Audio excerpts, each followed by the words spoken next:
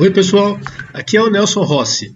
Eu estou um pouco preocupado com o número de cursos que estão aparecendo de ortopedia funcional em odontopediatria, com uma série de aparelhos que a gente não sabe direito quais que têm realmente uma eficiência e quais não têm. Então é perigoso, né? Eu vou fazer uma sériezinha aqui, não é para vender curso nem nada, tá? É apenas para esclarecer quais são os aparelhos que realmente existem evidências científicas que eles funcionam, para você poder usar nos seus pacientes como se fossem pessoas da sua família. Bom, a primeira coisa que nós temos que ver é que existe essa pirâmide de evidência científica, que tem algumas pessoas que dizem que não tem a ver com a realidade, né?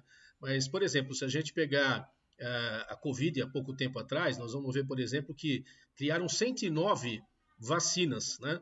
Foram feitos estudos in vitro, estudos em animais, mas no final só 9 passaram. Então elas não passaram dessa fase aqui, né? E de opinião de experts, teve gente até que falou que tratava Covid com água e limão, né?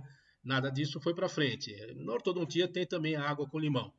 Relato de caso pode ser apenas, ou série de casos, pode ser apenas aqueles que deram certo, ou como eu vou mostrar daqui a pouco, mascarar o caso clínico com uma coisa que poderia ser tratada pela própria natureza.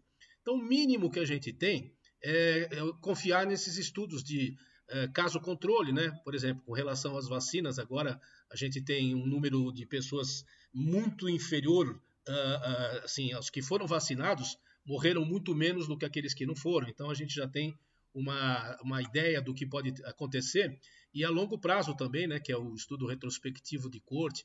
Ou seja, daqui para cima existe alguma evidência científica, daqui para baixo não tem evidência nenhuma.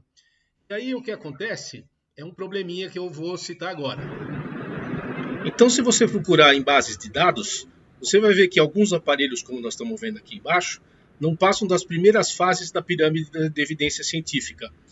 Então, aí o Binler, Planas, os aparelhos da Vilma Simões, eles não têm nem mesmo um trabalho caso-controle ou um trabalho retrospectivo que possa mostrar o efeito desses aparelhos a longo prazo. Então, como é que eles fazem para mostrar aqueles casos que a gente vê o tempo todo aí em cursos ou até mesmo na internet?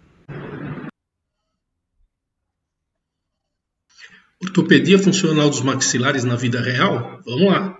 Quantas vezes você não viu um caso com apinhamentozinho primário assim, ser tratado com um aparelho planas e no final o profissional disse que foi uma maravilha porque se não tivesse colocado planas cedinho não teria acontecido nada, né? Mas vamos lá, né? Se você fizer um cálculo de regularidade aqui, de quanto tem de apinhamento, nós vamos ver, por exemplo, quanto que um dente cobre o outro, né? Um índice de Little modificado. A gente vai acabar percebendo que aqui, por exemplo, nós temos uma irregularidade de 5 milímetros, né? Menos 5. Toca planas no paciente, né? O paciente vai abrir, vai ficar uma maravilha quando ele tirar, tá?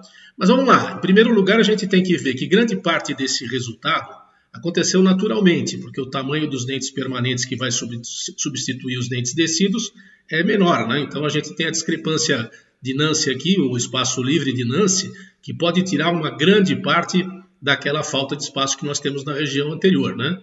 Não fosse isso, esse artigo aqui, que é uma meta-análise feita por um grupo brasileiro muito bom, né?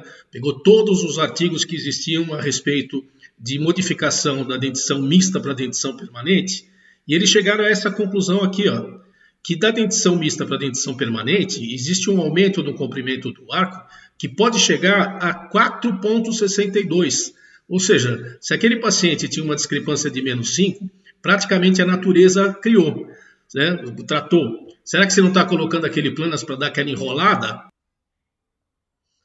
Ou se você quiser saber mais coisas, eu vou lançar uma série de artigos, né, ou melhor, de pequenos vídeos como esse, mostrando cada um deles, né, em expansão do terço médio da face, classe 2, classe 3, quais são as reais evidências científicas que existem para o tratamento. E aí você vai selecionar, você vai ver que você vai ter um número de aparelhos para fazer praticamente tudo na hora certa e sem grandes problemas, sem ter que ficar assistindo vários cursos com opiniões conflitantes.